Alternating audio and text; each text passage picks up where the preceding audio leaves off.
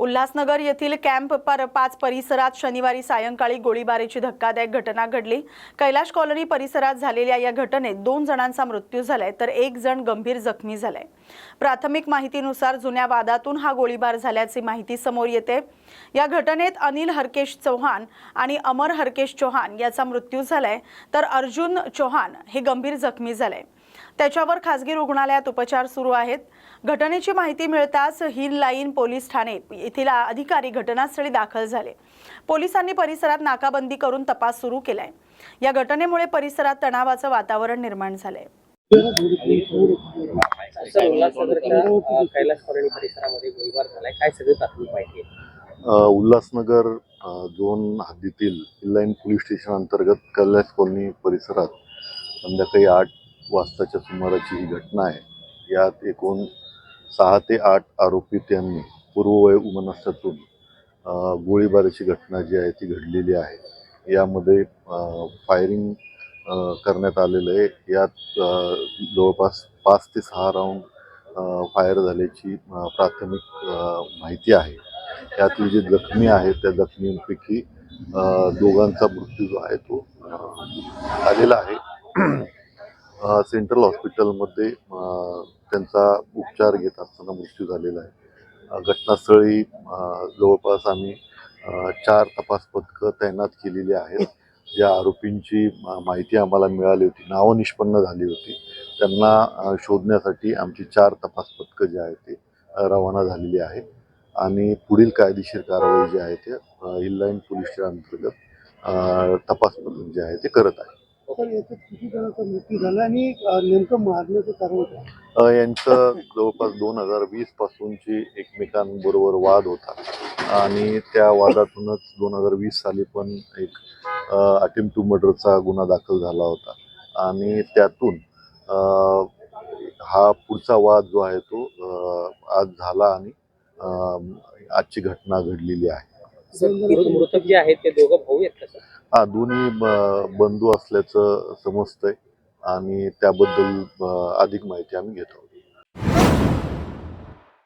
डोंबिवली येथील निखिल भोईर याला विष्णुनगर पोलिसांनी फसवणुकीच्या आरोपाखाली अटक केले।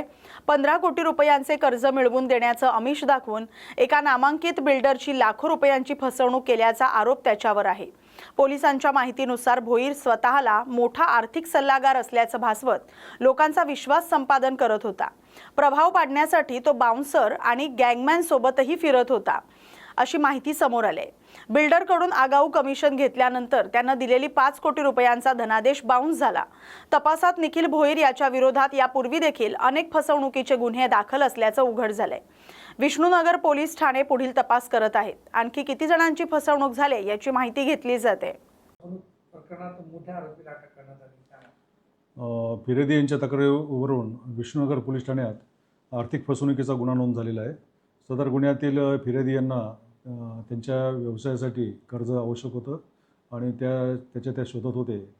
त्यांना एका व्यक्तीच्या माध्यमातून आरोपीचा परिचय झाला आणि आरोपी निखिल भोईर यांनी त्यांना 15 कोटी कर्ज मंजूर करून देतो, त्यापैकी मला 1.25% हे कमिशन द्यावं लागेल असं सांगून त्यांना 13,50,000 त्यांच्याकडून घेतले आणि त्या मोबदल्यात त्याने त्याच्या बँकेच्या अकाउंटमधून 5 कोटीचा ते चेक दिला, जो चेक पुढे बाउन्स झाला आणि त्यातून फिर्यादी यांना कळालं की त्यांची आर्थिक फसवणूक झाली।